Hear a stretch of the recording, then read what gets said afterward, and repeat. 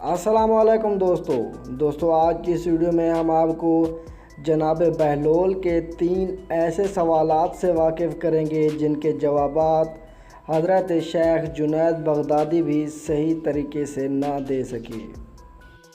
कहा जाता है कि एक बार शेख जुनैद बगदादी सफ़र के इरादे से बगदाद रवाना हुए तो हज़रत शेख के कुछ मुरीद भी साथ थे।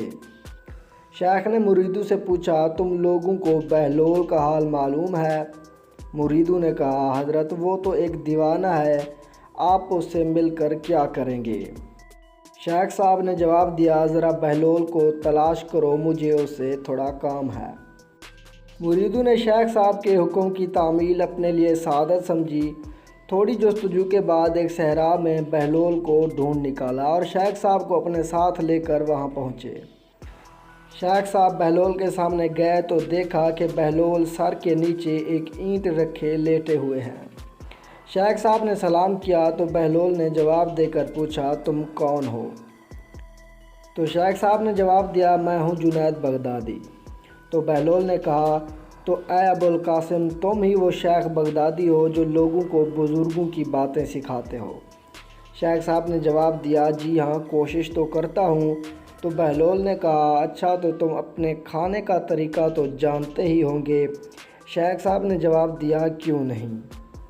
बिस्मिल्लाह पढ़ता हूँ और अपने सामने की चीज़ खाता हूँ, छोटा निवाला बनाता हूँ, आहिस्ता आहिस्ता चबाता हूँ, दूसरों के नवालों पर नज़र नहीं डालता और खाना खाते वक्त अल्लाह की याद से गाफिल नहीं होता।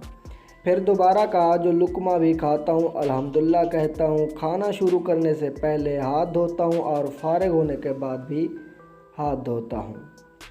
ये सुनकर बहलोल उठ खड़े हुए और अपना दामन शेख जुनैद की तरफ झटक दिया और फिर उनसे कहा, तुम इंसानों के पीर मुर्शिद बनना चाहते हो और हाल ये है अब तक खाने पीने का तरीका भी नहीं जानते। ये कहकर बहलोल ने अपना रास्ता लिया। शेख साहब के मुरीदों ने कहा, या हज़रत, ये शख्स तो दीवाना है।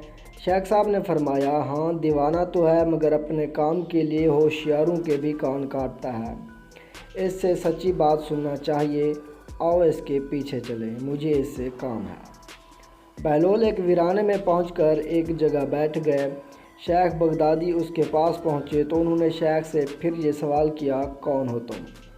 शेख साहब ने जवाब दिया, मैं हूँ बगदादी शेख जो खाना खाने का तरीका नहीं जानता। बहलोल ने कहा, खैर तुम खाना खाने के आदाब से नावाकिफ़ हो तो गुफ्तगू का तरीका तो जानते ही होंगे। शेख ने जवाब दिया, जी हाँ जानता हूँ। बहलोल ने कहा, तो बताओ किस तरह बात करते हो? शेख साहब ने जवाब दिया, मैं हर बात एक अंदाज़े के मुताबिक करता हूँ, बेमौका और बेहिसाब नहीं बोले जाता। सुनने वालों की समझ का अंदाज़ा करके खल्क़े खुदा को अल्लाह और रसूल सल्लल्लाहु अलैहि वसल्लम के अहकाम की तरफ तवज्जो दिलाता हूँ और ये ख़याल रखता हूँ कि इतनी बातें ना कहूँ कि लोग मुझसे बेजार हो जाएं। बातनी और ज़ाहरी उलूम के नुक्ते नज़र में रखता हूँ और इसके साथ गुफ्तगू के आदाब से मुतल्लिक़ कुछ और बातें भी हज़रत ने बयान की। बहलोल ने कहा, खाना खाने के आदाब तो एक तरफ रहे, तुम्हें तो बात करने का ढंग भी नहीं आता। फिर शेख से मुंह फेरा और एक तरफ चल दिए। मुरीदों से खामोश ना रहा गया। उन्होंने कहा, या हज़रत, ये शख्स तो दीवाना है, आप दीवाने से भला क्या तवक्को रखते हैं? शेख साहब ने जवाब दिया, भाई मुझे तो इससे काम है। उसके बाद शेख साहब ने फिर बहलोल का पीछा किया। बहलोल ने मुड़कर देखा और कहा, तुम्हें खाना खाने और बात करने के आदाब नहीं मालूम, सोने का तरीका तो तुम्हें मालूम होगा। शेख साहब ने कहा, जी हाँ मालूम है। अच्छा बताओ तुम किस तरह सोते हो? शेख साहब ने जवाब दिया, जब मैं इशा की नमाज़ और दुरूद व वज़ाइफ से फ़ारिग होता हूँ तो सोने के कमरे में चला जाता हूँ। ये कहकर शेख ने सोने के वो आदाब बयान किए जो उन्हें बुज़ुर्गान दीन की तालीम से हासिल हुए थे। बहलोल ने कहा, मालूम हुआ कि तुम सोने के आदाब भी नहीं जानते। ये कहकर बहलोल ने जाना चाहा तो हज़रत जुनैद बगदादी ने उनका दामन पकड़ लिया और कहा, ऐ हज़रत, मैं नहीं जानता, अल्लाह के वास्ते तुम ही मुझे सिखा दो।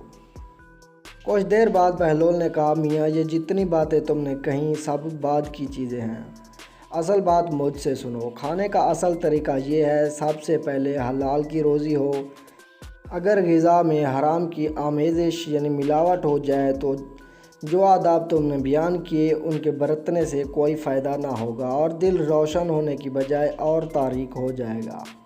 شیخ جنید نے بے ساختہ کہا، جزاک اللہ خیرہ۔